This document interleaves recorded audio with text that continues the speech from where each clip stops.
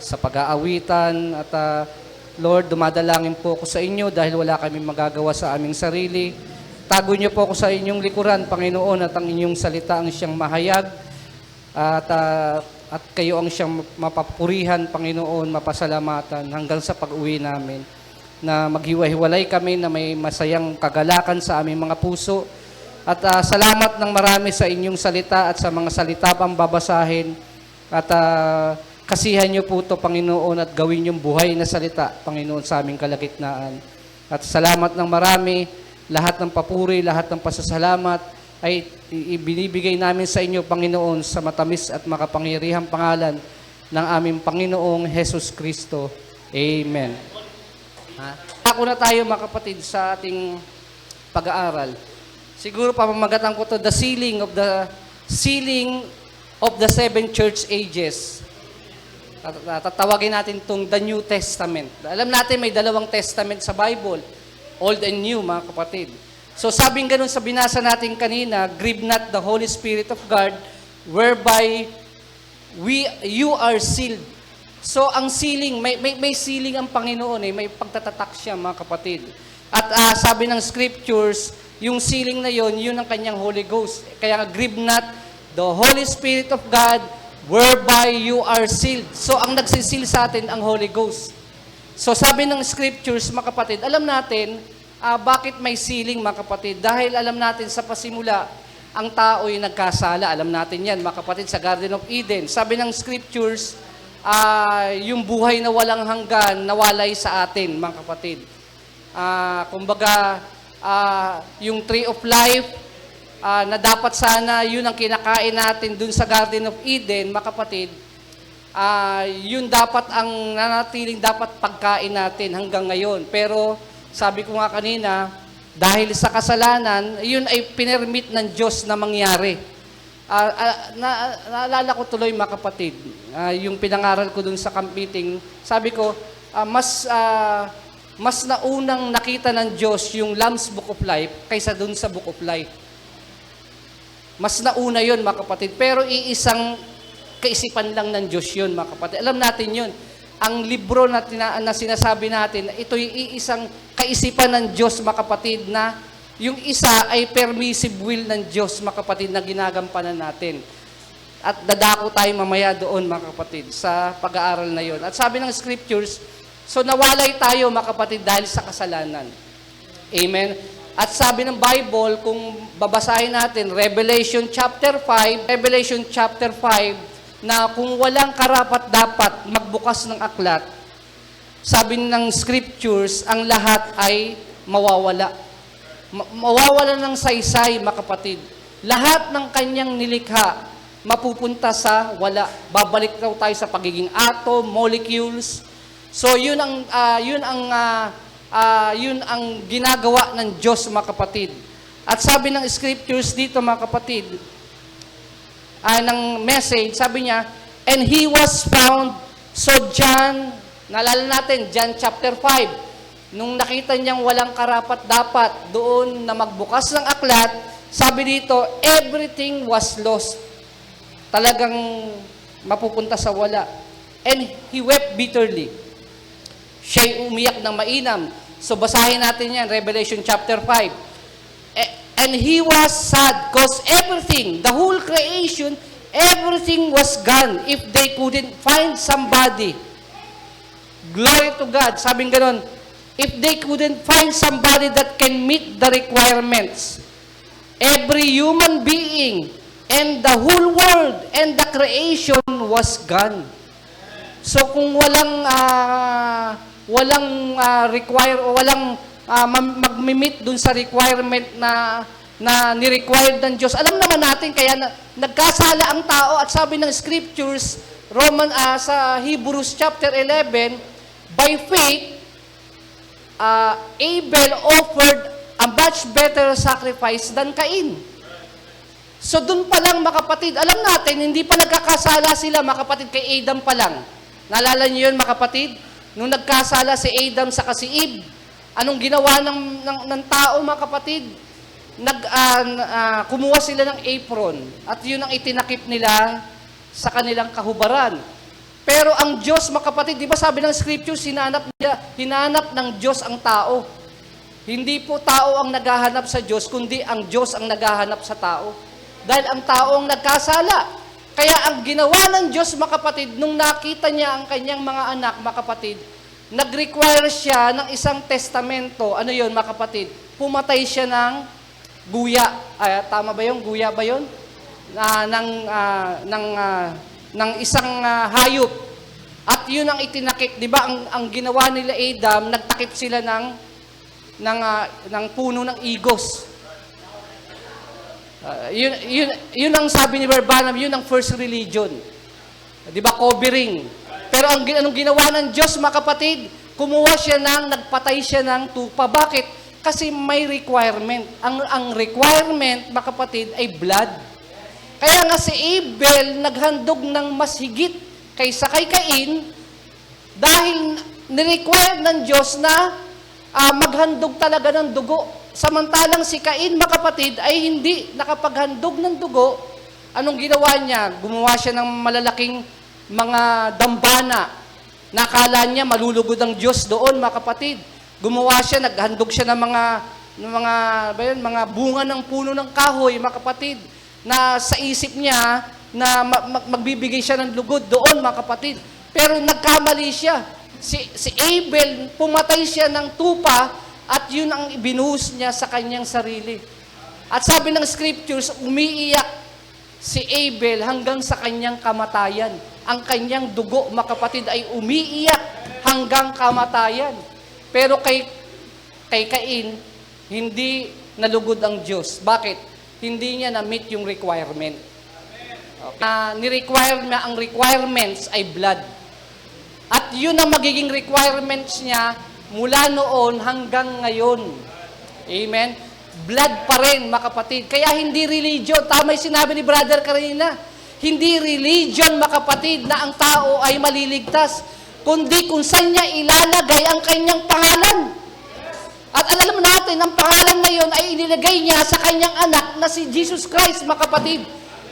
Kaya nga, without controversy, kaya nga kinakailangan ang Diyos ay magkatawang tao. Kasi kung hindi siya magkakatawang tao, sabi ng Bible, without the shedding of blood, there is no remission of sin. Di ba, kung walang pagbuhos ng dugo, walang katubusan ng ating pagkakasala.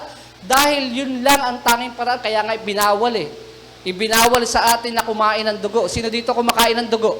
Baka may kumakain pa sa inyo ng dugo, mga kapatid. Kaya nga, mula Old Testament, ang New Testament, ibinawal na talaga ang dugo. Kasi ang buhay ay nasa dugo.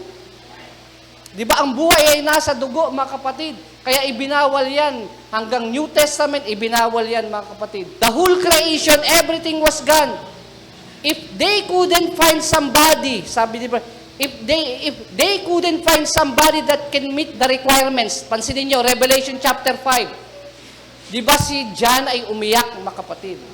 Umiyak siya kasi kung walang kukuha ng aklat, tandaan nyo yung aklat po, hindi po yun literal na aklat. Yun ay kaisipan ng Diyos, mga kapatid. Kaisipan ng Diyos na kailangan mabuksan sa kanyang bride in these last days. Kailangan mabuksan yun, mga kapatid. At sabi ng Scriptures, mga kapatid, sabi ng Scriptures, if they couldn't find somebody that can meet that requirement, blood. Every human being, the world and creation was gone. Everything had fallen. The rights of redemption, the rights of eternal life. Bakit, mga kapatid? Rights of eternal life kasi bumalik sa Diyos yun eh.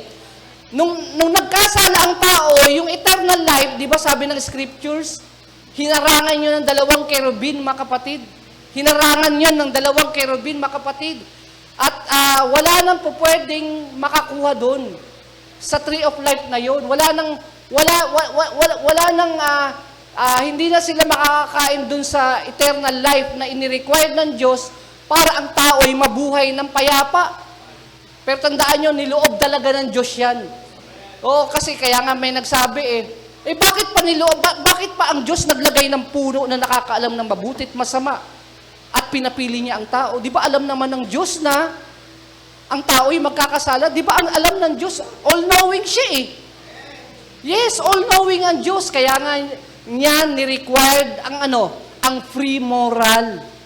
Binigyan niya ang tao ng free moral para ang tao'y makapamili. Makapapili dun sa tama at sa mali.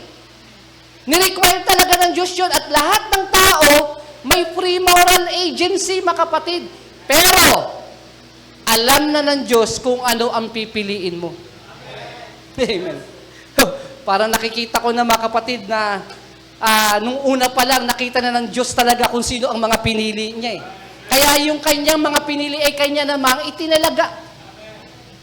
Di ba? Kanya, alam nyo, napakadaming tao sa mundong ito, mga kapatid. Pero tandaan nyo, only the bride, yun lamang ang talaga niyang kanyang mga pinili. Wala nang iba. Wala nang iba. Marami na ang religion, pero only the bride. So dito, mababasa natin mamaya, the rights of eternal life, the light, this right had been forfeited. Nawalan tayo ng karapatan dun sa tree of life. Bumalik sa Diyos yun. Alam natin kung sino yung tree of life. Alam natin yun, mga kapatid. Kaya nga sabi ng Bible, noong tao'y nawalay, ang Diyos ay naglalakad doon sa Eden. At sabi ni Branham, ang tree of life ay si Jesus Christ. Siya ang tree of life na naglalakad doon sa Eden na hinahanap ang kanyang mga anak, mga kapatid. Yun ay bumalik sa Diyos, mga kapatid. Hallelujah. Sabi ng Bible, and there was nobody. Kaya nga, chapter 5, no man is worthy to take the book or to open the seals thereof. At sabi ng scriptures, may isang anghel na sumigaw, merong karapat-dapat. Di ba? The Lion of the tribe of Judah has prevailed. Sana nasusundan nyo ako, mga kapatid. Alam ko, mga message believer tayong lahat dito. Amen. Sana nasusundan nyo ako, mga kapatid. Sabi ng scriptures, walang karapat-dapat. Sabi ng angel, meron ang leon sa angkan ni Huda, ang karapat-dapat. Pero pagtingin ni John, ang nakita niya hindi lion, kundi lamb. Amen. Ang kordero, mga kapatid, dahil darating ang tatinan nyo, from lion to lamb. Amen. Hallelujah. Sabi ng scriptures, so do we, when you receive the Holy Spirit, it's God potential waiting upon you that already recognize you and you're sealed by the Spirit of promise of God into the body of Christ. Sabi niya, He died for His bride. Tandaan nyo, He died for His bride. The body which is the Word, church. The church that believes the Word of God for the age. Okay? Meron palang bride sa bawat panahon. Okay? May bride. Sabi dito, kaya raw siya nagpabayubay sa krus para sa kanyang bride sa bawat panahon. Okay? Sa bawat panahon. Sabi dito, the church that believes the Word of God for the age, whether it's feet, body, head, or wherever it is. Kaya nga sabi nung kanina, yung binasa ni brother, paano daw tayo papasok dun sa katawan na yun? By one Spirit. Amen. By one Spirit. Kaya nga sa Bible, iisang Espiritu yung dumaloy doon sa 7 kapanahunan. Hindi siya katulad ng binabasa natin dun sa 1 Corinthians chapter 14 na isang espiritu pero maraming kaloob. Di ba? Meron yon. Pero sa Bible, iisang espiritu lang ang siyang dumadaloy doon, mga kapatid. At sabi ng scriptures, at sabi ng Bible, mga kapatid, okay, the tree of life is looking for his bride tree. Amen. Dahil tandaan nyo ang Diyos, mga kapatid, hinahanap niya ang kanyang bride tree. Sabi ng John chapter 10, verse 5 to 14, sabi to, verily, verily, I say unto you, he that entereth not the door into the sheepfold. Dito muna tayo sa John 17:9-10. Sabi niya, I pray for them. I pray not for the world. Tingnan nyo. But for them which thou hast given me. For they are thine, and all mine are thine. and thine are mine, and I am glorified in them. At sabi rin ng Matthew chapter 28 verse 20, naalala niyo sabi ng Bible, mga kapatid, Lo, I am with you always, even unto the end of the world. So, hindi pala tayo iiwan ng Panginoon. So, alam natin, mga kapatid, pag sinabing sealing by the Holy Ghost, ang ibig sabihin ng seal ay ownership, finish work, at security. Okay? Sabi dito, but John wept. Here is what I think he wept for. Because if no one was worthy and could open the book of redemption, the whole creation was lost. Pag hindi raw na buksan yung isip na, kaya nga sabi ng scriptures, let the mind of Christ be in you. Now, sabi ni Brother Branham, now he had been doing his mediatorial work. Nandito na tayo sa mediatorial work. Making intercession for the believer. For 2,000 years, he had been back there a lamb. Now he is stepping forth from eternity to take the title, deed, Book of Redemption, and to break the seal and reveal the mysteries. Ang gagawin daw ng Panginoon, kukunin ng aklat, sisirain niya ito, at i-reveal niya to, kailan daw? At the end time. So, at the end time, marireveal. Pero yung pagbubukas ng aklat, dun pa lang sa Calvary, binuksan niya na yun eh. Dun pa lang yun, mga kapatid. Kaya nga tumakbo ang kapanahunan. Pansinin niyo, nung binuksan ng unang aklat, ano ang nakita niya? First horse rider. Naalala niyo yun? Tandaan natin pag sinabing seals book, mga kapatid. Dalawa yan. Antichrist, saka bride of Christ. Dalawa lang yan. Dalawa lang ang gumagana dyan, mga kapatid. Amen. Dalawa lang ang gumagana dyan. May Antichrist spirit at saka may bride spirit na nandiyan dyan, mga kapatid. At sabi ng scripture, and to break the seals and reveal. So, kailan daw i-reveal ng Diyos? Sa huling panahon. So, ito po yung time natin na kinakailangan nating malaman ang mga bagay na to. Kasi kung hindi natin ito malalaman, sabi ko nga dun sa Facebook, yung kausap ko, nagtatanong ka kung ano yung seventh seal, dapat alam mo. Kasi ang bride, alam niya kung ano ang seventh seal. Kasi yun ang binuksan eh. At sabi ng Bible, malalaman daw natin yon sa huling panahon. At ito na nga yung panahon natin. Kaya sabi ng Bible, mga kapatid, okay, sabi ng scriptures, 1 Timothy chapter 2, verse 5 to 6, for there is one God and one mediator. So alam natin, nagkatawan tao ang ating Panginoon, nag-mediate siya. Namagitan siya. Sabi nito, between God and man, the man Christ Jesus. Amen? Walang ibang nabayubay sa krus, kundi ang ating Panginoon. Siya yung nagkatawang tao eh. Amen? Ang angel, ang messenger, itinurulong tayo kay Christ. Hindi yung messenger si Christ. Ang messenger ang nagturo sa atin kay Christ. Yung kanina, yung inawit natin kanina. Ang star daw, ang nag-direct sa tao kung saan nandoon si Christ. Tama ba yun, mga kapatid? Kaya nga mayroon lang isang tagapamagitan. Hindi ang pastor, hindi ang apostol, hindi kung sino mang tao, mga kapatid, ang nagpabayubay sa krus, kundi ang ating Panginoon lang. Wala nang iba, siya lang nagpabayubay. Kaya nga sabi ng Bible, na ibinigay niya, Titus 2:14, na ibinigay niya ang kanyang sarili. That He might redeem us from all iniquity. Para tubusin raw tayo sa lahat ng ating mga kasamaan. Amen. Sabi ni Brother Branham, the mysteries was in the seven seals. When the seventh seal was opened, that opened up the entire Bible.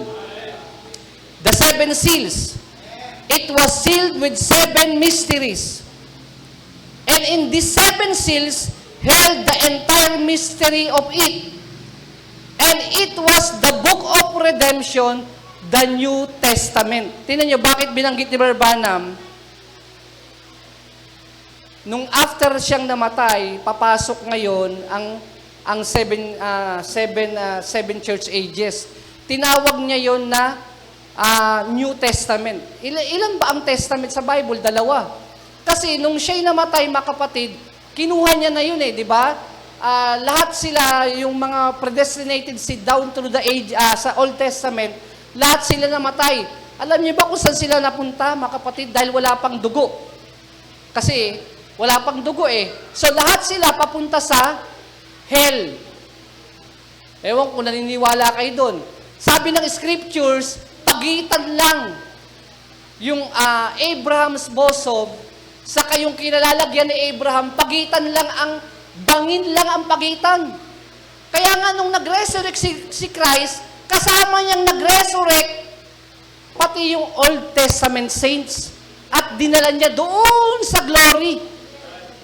Amen. Kaya I believe with all my heart, mga kapatid, lahat ng tao, amen, lahat ng tao, mapabiliber man sa Old Testament, mga kapatid, dahil wala pang dugo, wala pang shedding of blood, wala pang remission of sin. Nananatili sa kanilang kasalanan, mga kapatid, dahil wala pa ang blood. Pero noong ang Diyos ay nagkatawang tao na bayubay sa krus, mga kapatid, lahat ng kanyang predestinated seed sa Old Testament ay kanyang kinuha from the glory, mga kapatid. Inilipat niya from the glory, mga kapatid, at ganun ang ginawa niya. At tinawag niya yun na Old Testament. Okay? Ngayon, papasok tayo sa New Testament. Ito na yung panahon natin. At tayo ay nasa dulo na ng New Testament. Nasa Laodicean church age na tayo. Wala nang panahon. Kaya nga ang Diyos, for almost 2,000 years, ang Diyos ay nagbibigay ng biyaya. Tinawag din to ng Ephesians na age of grace. Ang Diyos ay nagbibigay ng biyaya. Amen. Para ang tao, hindi katulad sa Old Testament, pag namatay ka, diretso ka sa, tinan nyo mga kapatid, nung namatay si Saul, di ba kinontak niya sino ba to? Si Samuel. At sabi ng scriptures, siya'y umaahon mula sa ilalim ng lupa. Amen. Si Samuel. Amen. So lahat sila going downward. Nung sila'y namatay. Pero ang bride in these last days, dahil may Holy Ghost na na ibibigay sa atin, mga kapatid, sabi ng scriptures, ito yung time na kahit buhay ka, nasa langit ka na rin. Amen. Once na ikaw ay na-born again, mga kapatid, kaya nga siguraduhin natin na tayo'y ma-born again. Kasi once na ikaw ay na-born again, mga kapatid, sabi ng scriptures, ang ibig sabihin ng ipinanganak muli, ipinanganak ka na sa taas. Ibig sabihin yung representation mo, wala dito sa ilalim, kundi nandoon na sa taas. Kaya once na ang bride ay namatay, hindi na siya pababa. Diretso na dun sa taas, sa 6th dimension, mga kapatid. Hallelujah. Kaya sabi dito ni Branham, New Testament, sabi niya, not the old, hindi raw old, it only proclaimed from the New Testament. They cannot be made perfect without us. Tama ba yun, mga kapatid?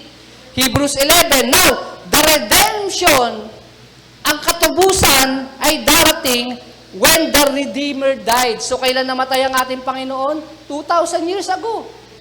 Amen, namatay siya. And they were potentially under the blood of lambs. Kaya nga sa Old Testament, ang kanilang hinahain, ano ang hain nila, mga kapatid? Ang hain nila, mga kordero, mga hayop, napapaslangin. Amen? Yun ang ginagawa nila dun sa Old Testament, mga kapatid. At pinuproclaim lang nila kung ano yung darating. At alam natin kung sino yung darating na yun, ang ating Panginoon, mga kapatid, kung saan niya ilalagay ang kanyang pangalan. Nasukat nating ikaliligtas, mga kapatid, na ipinangalan niya ang lahat ng pangalan na yon sa sangkalangitan at sa sangkalupaan, mga kapatid. Sa pangalan na yon, mga kapatid.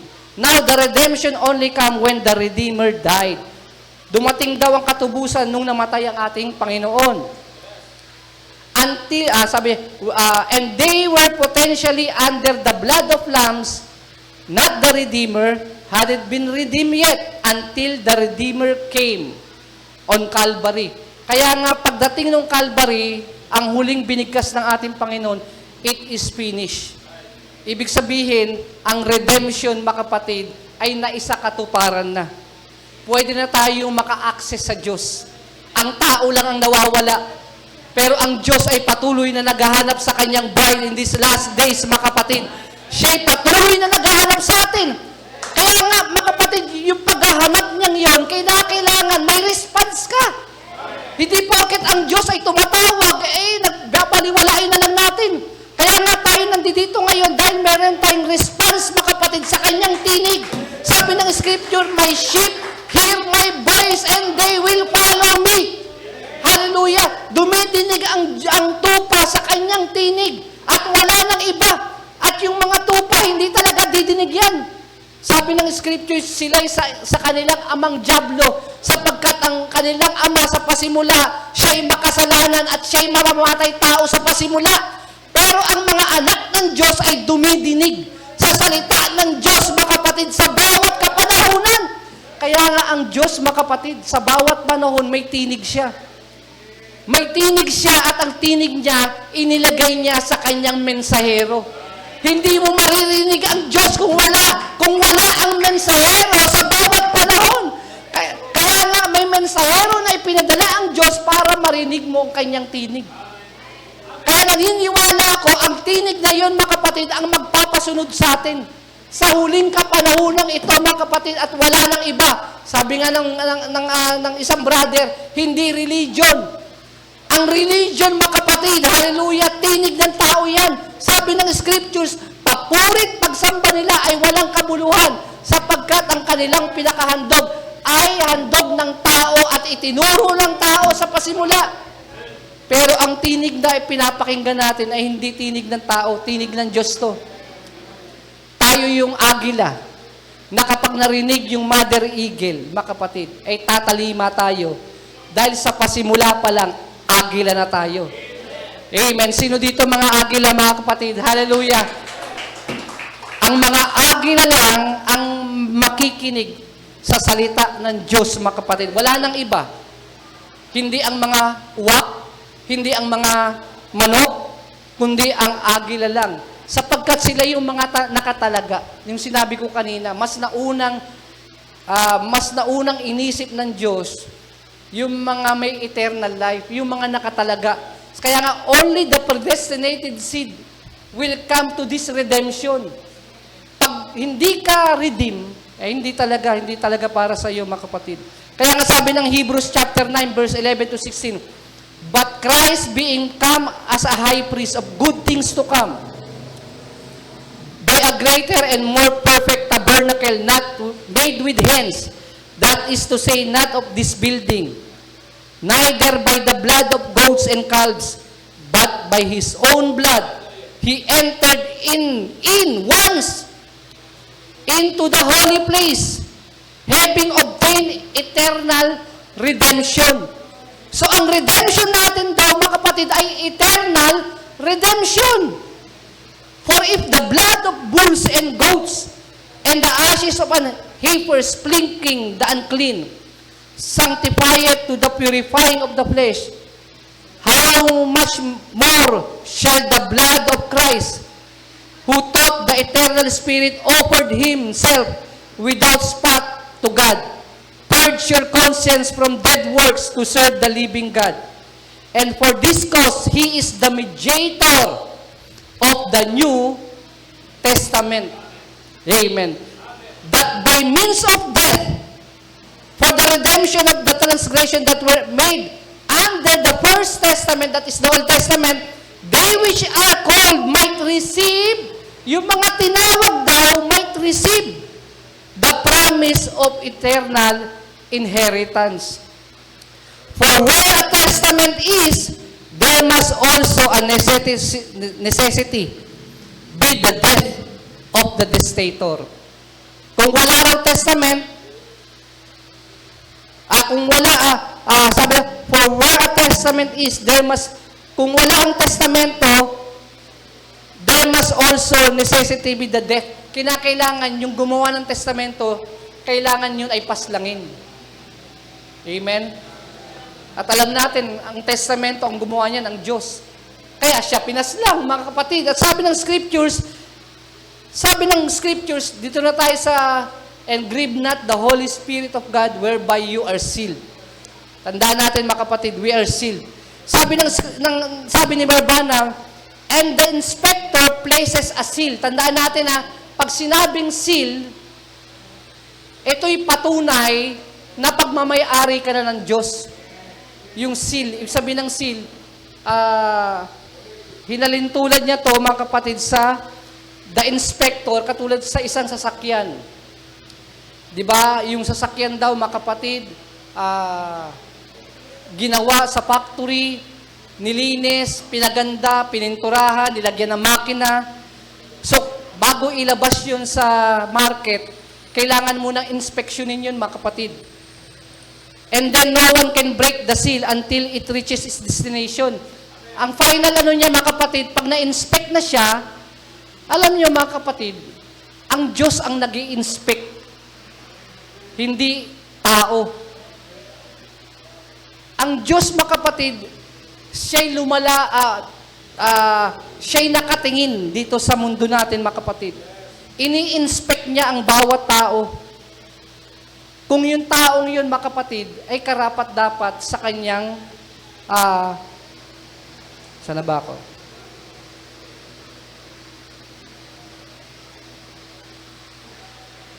Sa kanyang kalwalhatian. Sabi ng scriptures, until it reaches its destination. That's what the Holy Spirit has been doing. He goes and He inspects. Tingnan nyo, mga kapatid, kaya nga hindi religion to, mga kapatid. Hindi po religion ang pinag-uusapan natin. Ang Holy Ghost ang mag-i-inspect kung karapat-dapat ka na sumama sa rapture. Siya lang ang may karapatan eh. Kasi pag-aari niya yun. At siya lang ang magsasabi kung sino ang karapat-dapat na mapasama sa rapture, mga kapatid.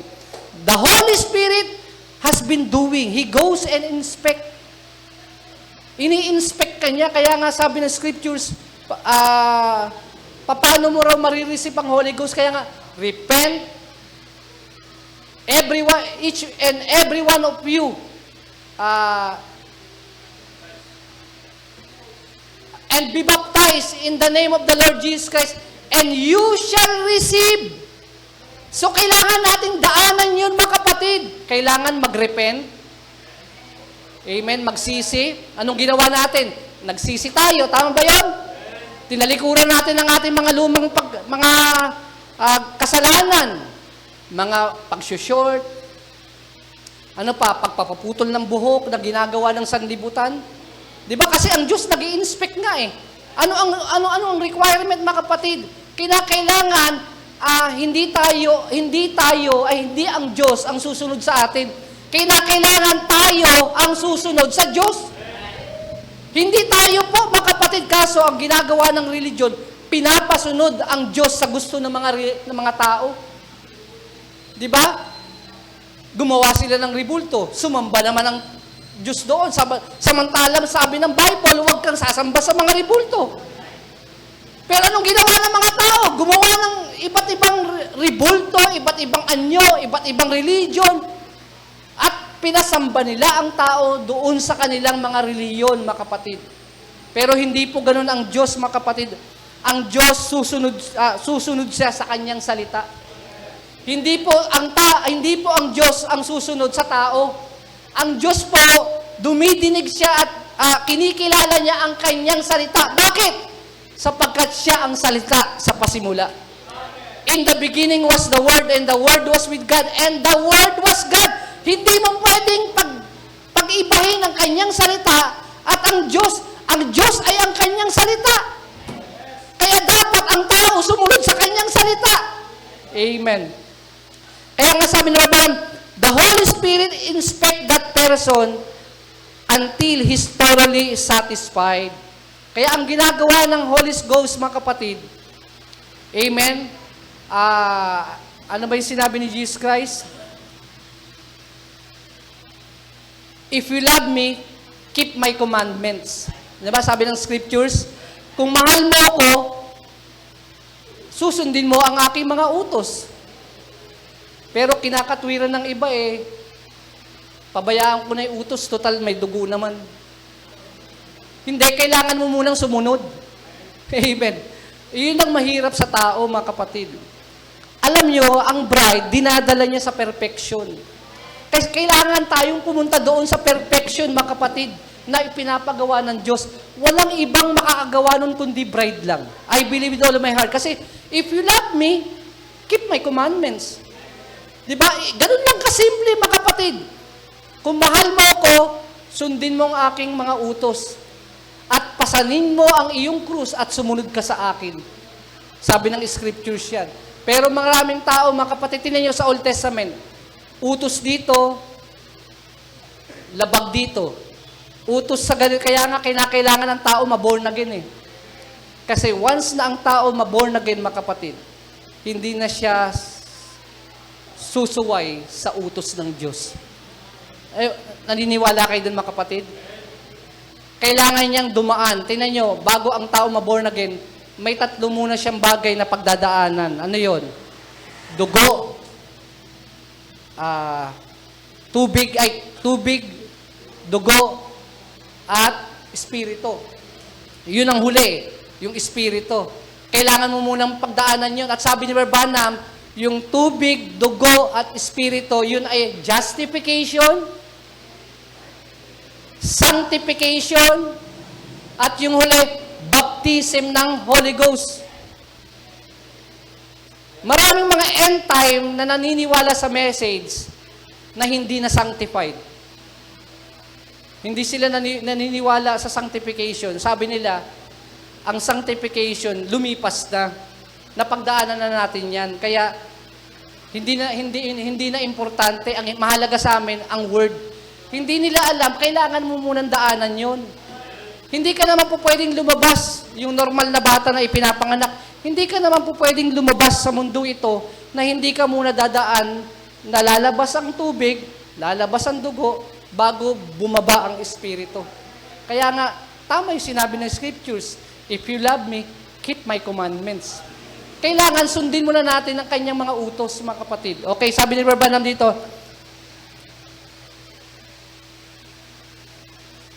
God vindicate that always that's right. God vindicates it to be true.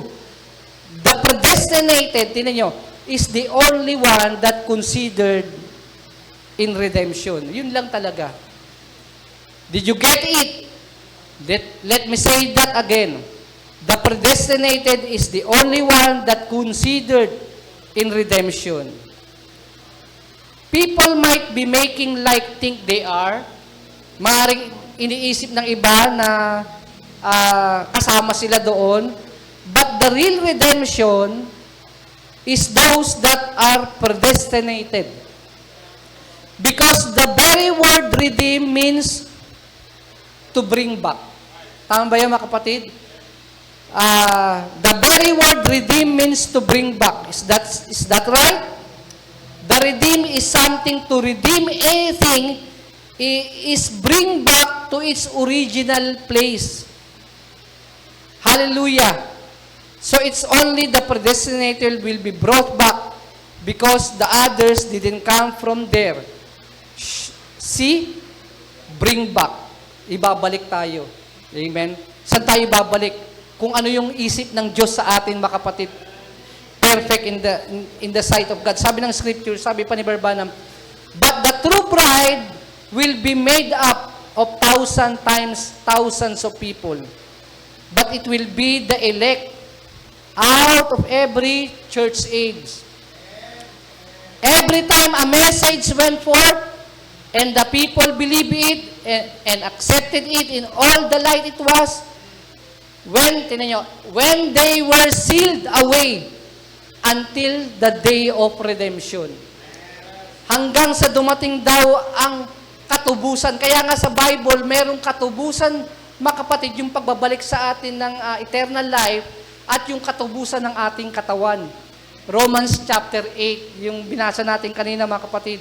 Romans chapter 8, yung hindi ko binasa.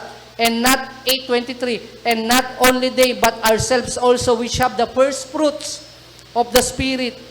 Even we ourselves, grown within ourselves, waiting for the adoption, to wit the redemption of our body. Yun daw ang huling kategorya na mararanasan ng bride in these last days, mga kapatid. Yung redemption na ng katawan. Bakit? Nagpasimula na ang redemption dun sa loob. Ang redemption mula sa loob, palabas. Pag walang redemption sa loob, walang naganap na redemption, walang new birth.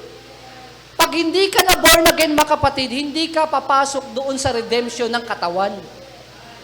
Imposible. Pag wala, except a man be born again, he cannot enter. Kaya nga ang tao, kinakailangan may new birth siya, mga kapatid. Hallelujah.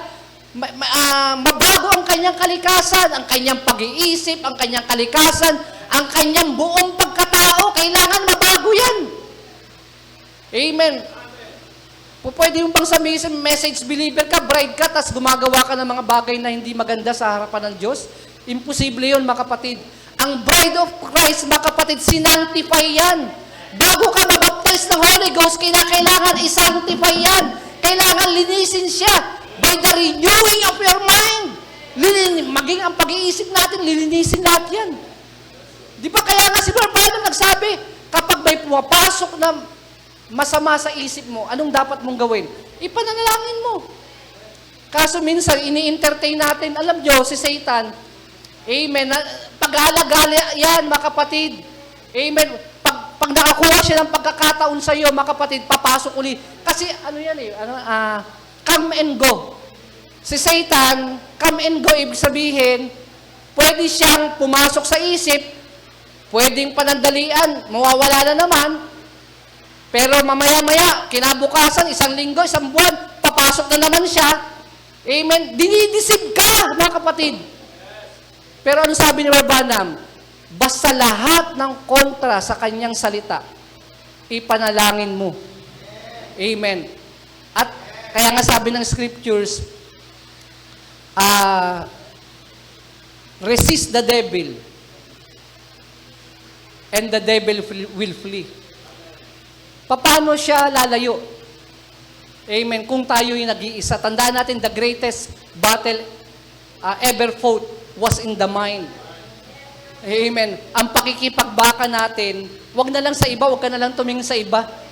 Wala namang kinalaman dyan sa new birth mo, mga kapatid. Ang tingnan mo, yung sarili mo, mga kapatid. The greatest battle ever fought was in the mind. Kaya nga, may word na, the renewing of your mind. Amen. Kailangan mabanal yung isip natin, mga kapatid. Kasi pag yan tumagos hanggang kaluluwa, mga kapatid, in-entertain mo yan. Wala Ibig sabihin, hindi ka pa handa. Amen. Hindi ka pa handa dun sa sinasabi ni Lord Branham, the Holy Spirit inspect. Marami ka pang katwiran sa kanyang salita. Tandaan nyo, magra-rapture na. Any moment, pwede na mag-rapture. Hindi naman makaka-hindrance yung hindi pananampalataya ng iba. Wala naman tayong pakialam sa pananampalataya ng iba. Ang pakialam natin, yung pananampalataya natin sa Diyos, mga kapatid. Amen. Yung pananampalataya natin kung ano ang ginagawa ng Diyos sa atin, sa ating buhay. Hindi lang dahil nagsama-sama tayo sa simbahan, kahit nag-iisa ka, sa trabaho, sa lansangan, kung nag-iisa ka, dyan mo bantayan ang sarili mo. Amen. Dahil ang kaaway, kumikilos yan kapag nag-iisa ka. Tingnan mo si Eva. Nung nakita niya nag-iisa, hindi kasama si Adan, doon siya nag-penetrate. Ininjikan niya ng ininjikan si Eva sa kanyang isip. At yun, nadaya si Eva. Amen. Kaya, mga kapatid, tandaan natin, hindi tayo nag-iisa. Sabi ng scriptures kanina, Lo, I am with you always. Kailangan lang, mga kapatid, amen, yung presensya ng Panginoon, ma-identify mo sa iyong sarili. Amen, na hindi ka niya iniiwanan. Amen. Ibig sabihin na hindi ka niya iniiwanan, ibig sabihin gagawin mo ang kanyang salita dahil kasama mo siya. Amen. Hallelujah. Hindi yung nag-iisa ka, saka ka lang gagawa ng kalokohan. Ay, baka hindi ako nakikita ni brother, hindi ako nakikita ni pastor. Kaya okay lang na gumawa ako ng kalokohan. Hindi po ganun yun. Hindi po tayo tagamundo. Tandaan nyo yan. Hindi po tayo tagamundo. Amen. Tayo ay bride, mga kapatid. Kaya nga sabi ng Bible, Panginoon, lumayo tayo sa lahat ng uri ng masama sa mundong ito. Lahat ng uri. Ibig mo sabihin, lahat? Lahat! Kaya nga hindi, di ba, sinasuggest natin, kailangan ang mga young people makinig parati dito. Dahil sila ang target. Ang mga young people, target yan. Lalo na ngayon sa panahon natin, grabe ng tukso. Sa lahat ng panahon, ito ang pinakamandarayang panahon. Kahit nag-iisa ka nga lang, may cellphone ka, pag natukso ka talagang, hindi mo na kinakailan. Dati nga kay Brother Branham, ang TV, sabi niya, babariling ko yan. TV? Pero ngayon, ang TV nasa bulsa na Di ba? Hindi lang TV. Talagang TV yan, buong mundo, mga kapatid, makikita mo. Mapapakialaman mo, nandoon na sa cellphone. Paano kung nag-iisa ka? At mag-i-inject si Satan sa'yo. Mag-scroll ka, marami kang makikita dyan. Di ba? Tapos ikaw naman, na hindi pa na born again, papasok sa puso mo, gagawin mo yun. Kaya nga may mga tao na gumagawa ng kasalanan na palihim. Iwanan na natin yan. Hindi tayo para dyan, mga kapatid. Tandaan nyo, agila tayo, mga kapatid. Amen. Hindi tayo para sa sanlibutan. Amen. Ang sanlibutan, sa kanila na lang yan. Pero tayo na mga bride of Christ, mga kapatid, hindi tayo para dito, para dun tayo, mga kapatid. Hallelujah. Yun ang purpose ng Diyos, mga kapatid. Kaya niya tinubos tayo. Hindi ka naman niya tinubos para baliwala na lang. Yung katulad ng ginagawa ng mga Katoliko, tutubusin ka niya, okay lang yung kahit anong gawin mo kasi tinubos ka niya na. Mali po yun. Kaya kanya tinubos kasi mayroon siyang ipapagawa sa iyo. Di ba? At ang ipapagawa niya ang kanyang salita. Amen. Na sumunod tayo sa kanyang salita, sa kanyang mensahe sa uling panahon. Pag sinabi ng message, mga kapatid, na huwag kang mag-short, huwag kang mag-short. Pag sinabi ng message, huwag kang mag-makeup, huwag kang mag-makeup. Pag sinabi ng message, mga kapatid, na ang mga lalaki, baka may nag-short pa dito, ang mga lalaki, bakla ang lalaking nag-short. O, sino dito, mga kapatid? Sabi ni Brother Branham yan, ang mga lalaki na nag-short ay bakla. O, sino dito mga bakla, mga kapatid? Alam nyo, matigas na pananalita, pero yan ang totoo. Hallelujah! Amen! Alang-alamang naparito tayo para bubulahin namin kayo. Hindi po kami nandito para mambola. Naparito kami para sabihin ang totoo. Hallelujah! Amen! Hallelujah! Kasi hinahanda tayo Kasi ang Holy Ghost ay nag-i-inspect.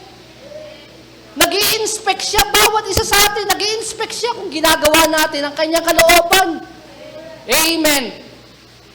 O yung mga babae dito na nag-short pa, iwasan na natin yan, hindi tayo para dyan, mga kapatid. Hindi ko kayo dinidiscourage. Pinapalakas ko yung loob nyo para kayo, hindi na natin gawin yon. Amen. Hallelujah. Nililipat ko kayo dahil bride kayo ni Christ, mga kapatid. Amen. Mga nobya tayo ni Kristo, mga kapatid. Hindi naman siya kukuha ng nobya. Di ba nakita nyo yung preview of the bride na nakita ni Branham? Yung unang nakita niya, mga kapatid, ang nangunguna, witch. Tapos ang tugtog, worldly. Mga rock and roll, love song. O baka may mga nakikinig pa dito ng love song, ha? Okay lang yan, love song naman Amen. Alam nyo, kaya nga sinasabi natin to, mga kapatid, pag may pumapasok dyan, ipag-pray nyo. Very effective. Very effective talaga. Ganun ang ginagawa sa akin ni Satan Kapag nag-iisa ako, may papasok, mananalangin lang ako, Lord, alisin niyo po to. Kasi hindi to para sa akin. Alam ko hindi kayo to. Kaaway to. Hallelujah. Kaya, alam niyo mga kapatid, pag naipanalangin niyo yun, mawawala. Hindi na siya papasok doon. Hindi ka na ngayon mag-i-imagine. Hindi ka na ngayon mag-iisip, mga kapatid, na kontra sa salita ng Diyos, mga kapatid.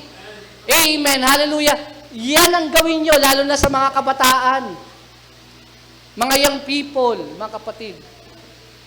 Pag mayroong pumapasok dyan, mga kapatid, huwag kayong mag-hesitate. Ang Holy Ghost ay nandito parati. Amen. Siya'y nag-i-inspect. Tandaan nyo, parati siya nag-i-inspect. Hallelujah. Tinitignan niya ang bawat gawa, bawat isip, bawat pananalita, bawat galaw ng bawat isa sa atin dito, mga kapatid. Ini-inspect niya lahat kayo. Tayo, ini-inspect niya tayo. Hallelujah. Amen. At pag naging conscious kayo sa banal na Espiritu, I believe with all my heart. Para sa akin, kahit hindi kayo magpagaling, magpalayas ng demonyo, para sa akin, powerful yun, yung sumunod ka lang sa kanyang salita. Very powerful yun, mga kapatid. Amen. Tandaan nyo, si Satan, hindi takot sa mga himala, sa mga makapangyarihang mga gawa ng mga tao, hindi doon. Takot si Satan sa kanyang salita, sa salita ng Panginoon. Doon siya. Doon ginapi ni Kristo si Satan, pamagitan ng kanyang salita. It is written, it is written. Ibalik mo kay Satan, it is written. Parating nakabatay ka parati sa kanyang salita. Paano kung wala kang alam sa salita? Yun ang nagiging problema. Kaya tayo na nandito, kaya nga sabi ng scriptures search the scriptures. For in them you think you have eternal life, and they are the one that testify it of me. Bakit tayo nagbabasa ng message? Para mag-testify kung ano ang ginagawa natin sa mundong ito. Yun ang nagpapatotoo, mga kapatid. Amen. Yun ang nagsasabi kung sino tayo, mga kapatid, sa huling kapanahunang ito, mga kapatid. Ang message, mga kapatid, siya ang ating salamin, mga kapatid. Amen. Siya ang pinaka, ano ba yun? Ano ba yung mirror? Ano ba sa Tagalog ng mirror? Salamin. Ang pinakasalamin natin ay ang message, mga kapatid. Amen. Espejo. Pangalan ko yun, Amen. So yun, tandaan nyo, mga kapatid, magbasa kayo. Lahat tayo magbasa. Amen. Amen. Yun lang ang tanging paraan, sabi ni Brother Branham. Read the Word of God and pray. Di ba yun ang advice niya? Kung gusto nyo lumalim sa mensahe ng Panginoon, anong sabi ni Brother Branham? Read and pray. Kasi ang Diyos ang magbubukas ng konteksto. Siya ang magre-reveal sa inyo. Lahat ng mga pinag-uusapan natin dito, siya ang magre-reveal sa inyo yan. Personally, siya ang maghahayag sa iyo. Amen. Siya ang personal na maghahayag sa inyo ng mga bagay na aming sinasalita, mga kapatid. Hello. Lahat ng mga nangangaral dito, salita yan. Pero once na ang Diyos ang nag-reveal, amen, yun ang tinatawag na, ano yung sinasabi mo, Brad? Siya ang nagre-reveal sa mga, sa mga konteksto. Amen? Yun ang ginagawa ng Holy Ghost para yung Holy Ghost hindi manatiling salita. Ito'y maging buhay na salita sa ating kalagitnaan. Siya ang magre-reveal kung anong dapat mong gawin, kung ikaw ay nag-iisa, kung ikaw ay may kalubilo, kung ikaw ay may mga bagay na ginagawa sa mundong ito, kasama mo siya at siya ang nagre-reveal sa iyo, nagpapaalala. Di ba sabi ng scriptures yan? Kapag ang Espiritu Santo ay dumating, siya ang magpapaalala sa lahat ng mga bagay na aking sinabi. Ang trabaho ng Espiritu, i-remind tayo. Amen. Sa lahat ng kanyang mga sinalita. Ito pala ang sinabi ni Brother Branham. Ito pala ang sinabi ng Diyos kay Brother Branham.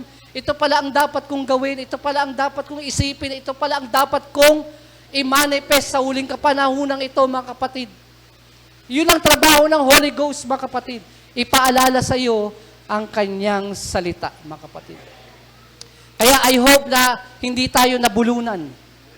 Amen?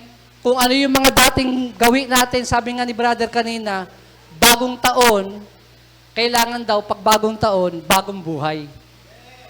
Alam nyo, minsan lang napako si Kristo, mga kapatid. Once na ikay na born again, bago ka na talaga. Ang lahat ng mga nakaraan ay pawang nawala na. Amen? Naniniwala kayo doon? Ang susi lang, ang tao ay maborn again.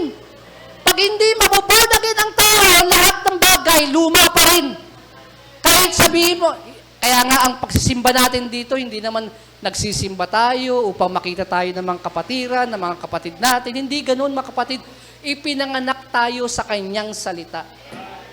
Ipanganak tayo sa kanyang salita, mga kapatid. Hindi naman tayo naging miyembro dito mga kapatid, dahil